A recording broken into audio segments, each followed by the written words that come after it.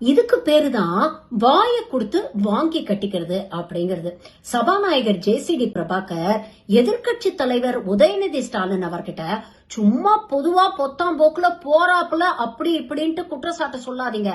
ஏதாவது ஒரு குற்றச்சாட்டு சொன்னீங்கன்னா இந்த இடம் இந்த நபர் அப்படின்னு குறிப்பிட்டு சொல்லுங்க அப்படின்னு ஒரு வார்த்தை சொன்னாரு. அதற்காக எதிர்கட்சி தலைவர் இப்படி அங்க சம்பவம் பண்ணணும். என்ன நடந்துச்சு நீங்களே பாருங்க. இந்த இடத்தில் இந்த கட்சிக்காரர் என்று நீங்கள் பெயர் குறிப்பிட்டு பேசினா அதை ஏற்றுக்கொள்வதை எனக்கு ஆட்சேபனை இல்லை. பொதுவாக பேசுவதை தவிர்க்க வேண்டுகிறேன். ஆளுங்கட்சியுடைய ஆலந்தூர் பகுதி செயலாளர் பெயர் குறிப்பிட்டு சொல்றார்.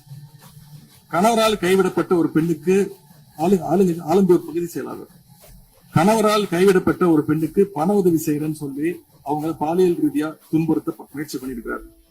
சேலத்துல இன்னொரு பொள்ளாச்சி சம்பவம் மாதிரி ஆளுங்கட்சி ஆதரவாளரான மணிகண்டன் எனும் நபர் 50க்கும் அதிகமான பெண்களை பாலியல் வன்கொடுமைக்கு ஆளாக்கியிருக்கிறார்.